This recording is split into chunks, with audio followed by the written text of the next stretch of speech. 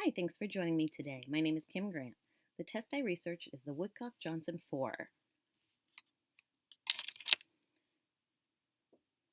The Woodcock-Johnson test is a set of intelligent tests first developed in 1977 by Richard Woodcock and Mary E. Boner Johnson. It was revised several times, and the latest version in 2014, which is the current version 4, was written by Frederick Schrank, Kevin McGrew, and Nancy Mather. Publisher is the Houghton Mifflin Harcourt. So why test with WJ4 or Woodcock-Johnson 4? It's a single comprehensive test suite with solutions for early childhood through adults and senior testing. It does a broad range of ages. It's been updated and expanded. Interpretive model includes a GFGC composite for comparisons to measure of academic achievement, cognitive processing, or neural language. The new domain-specific scholastic aptitude clusters that allow for achievement and valid predictions of academic achievement. Assessments. The WJ4 consists of 3 independent co-norm batteries. Those include achievement, cognitive abilities, and oral language. Co-norm being that they can be used individually or they can all be used together. Achievement is the first one. Achievement is ideal for accurately screening, diagnosing, and monitoring progress in reading, writing, and math. As you can see, there's 20 tests up top. In clusters, there are several clusters below. You use achievement to meet the IDEA math reading assessment requirements, compares levels of achievement to academic knowledge, and administer a brief achievement cluster. Cognitive, you can see here there's 18 tests and several cognitive clusters below, several of which look like they're new to the 4 from the 3. The WJ4 tests for cognitive abilities contain the greatest range of cognitive abilities of any standardized body of tests. They pinpoint cognitive correlates of learning problems, measures aspects of 7 different broad CHC abilities, capture GF and GC composite, GWM clusters, and other scores for interpretation. Oral language, the last one, has 12 tests with a few clusters down below, a lot of them being very new to the 4 from what was revised from number 3.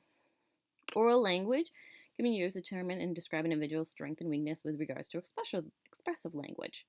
Used to measure 4 aspects of oral language in English and Spanish, compares English to Spanish oral language ability, provides language-related insight into observed learning problems. And this is where it can be adapted to other languages. One of the questions was, is this suitable or can be adapted for students with limited English proficiency? And yes, it can be used for language. It can be used for measuring what they know for English language, and it can be used in a Spanish version as well. And later on, I have a statistics on that Spanish version as well. Here they have the new preschool development one. I currently don't have a preschool at my school, but hopefully in the future with our new renovations, we'll get one. The WJ4 test for early cognitive and academic development, ECAD, is an exciting new early childhood assessment used for children in the early childhood settings, I guess. Be good for preschools and beginning of school. Let's see. Subtest descriptions. Woodcock-Johnson has a ton of subtests. Here is a few samples of the standard batteries, including letter word identification, calculation, spelling, writing fluency, several things. And a lot of them just measure a student within that battery and their abilities at that level. Again, extended batteries, there's tons of these too. Here are some samples of extended ones.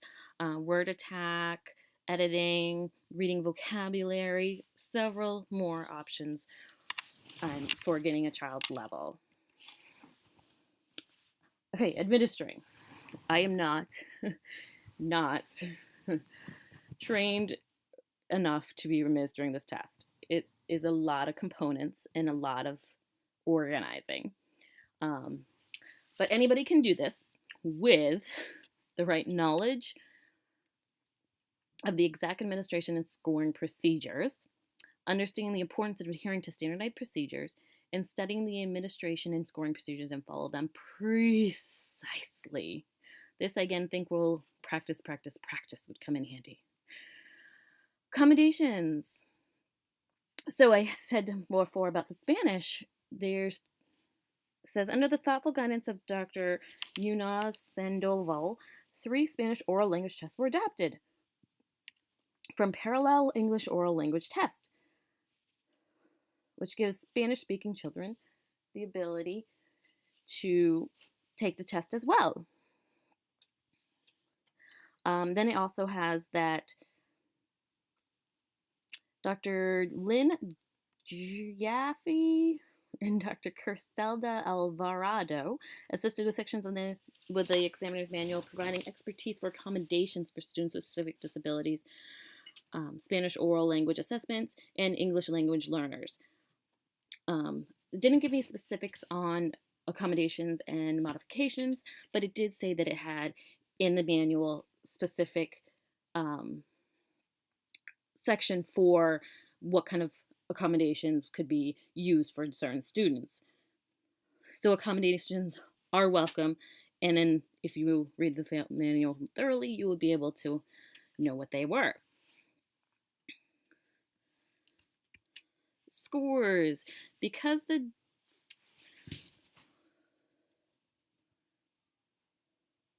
okay, so scores,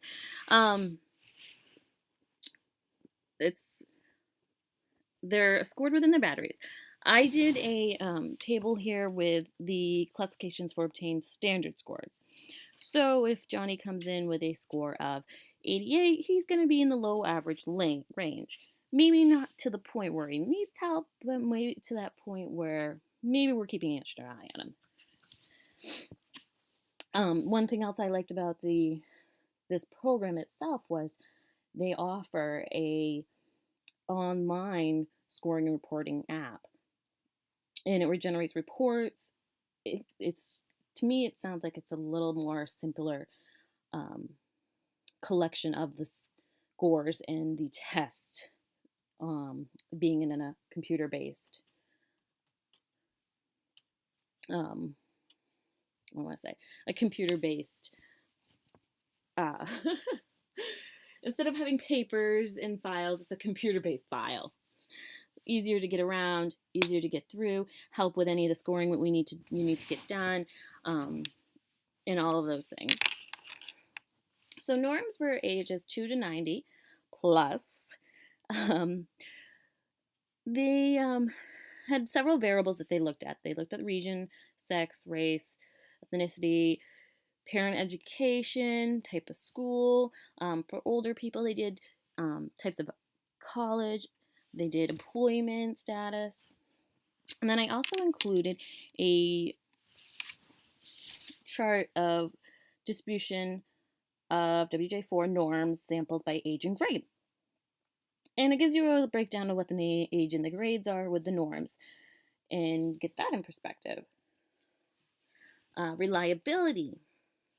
The aim for the WJ4 was to have cluster reliabilities at 0.9 or higher and subtest reliabilities at 0.8 or higher. And reliabilities almost always met these standards.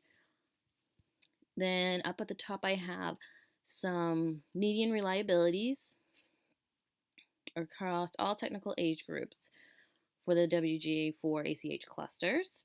On the bottom I have selected reliability data for Test 5, phonological processing. And the big one is statistics and summary statistics and test-related reliability. For the speed test and retest study, validity.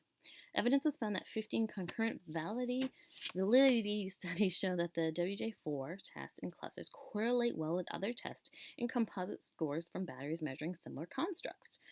So this test sounds like it really, really can fit into what you already are doing, or you can start with it and have your testing there. But it does sound like that it really does fit well with other testing and correlates well with them. Let's see. I have demographic characteristics of the clinical validity study samples, structural validity method comparisons across 7 batteries, including the WJ3, which is at the top, which is the 4 is actually an updated version of that. Let's see, and when it was cross-validated, it was 99.5% and 98.6% on the tests. So the validity is definitely there within this test. This is a sample test that I picked up online for spatial relationships. Looks very neat, colorful, to the point in general. Sample standard score report. This is page 1 of the report. The second page was mostly the bottom part continued with the rest of tests that were done. But it's pretty simple and based, and you can easily kind of judge where a child stands within this, and have this test right at your fingertips on that online base, scoring reporting base that you can get it out. That brings us to pricing. So it's through Houghton Mifflin Harcourt. Web-based scoring reporting. It's accurate and reliable results delivered in real time through robust results. It does give you some data exports for third-party vendors or anyone that needs to go to. There are several different categories here. Looks like the highest is 165.25 for a package of 25. So I think it's definitely doable for people who wanted to get into it. I found that there was tons of information on this Woodcock-Johnson 4 test, and that I could not even probably break the first part of it. There was so much, but a lot of it I couldn't get information on unless I had the actual test, and I wish I did, because that would have helped me out tremendously. I asked my school if we had that, and we actually hire in psychologists to come and test at our school, and they did not have any, but the person that was testing had them and wasn't going to be coming for another 2 weeks, which would be too late for me to get it for this project. But it was definitely something worthwhile, something that's easy to work with. It looks like online database. There is a lot of tests, but I feel like if you can organize it to, specifically what standards you're working with, you could easily maneuver around it and get it through and get it done, and use it. It could be something that would be helpful for people someday, and might take a lot of work to get to being able to administer it, but it could give you some really great results. And thank you. This is my citation page, and have a good night. Thanks.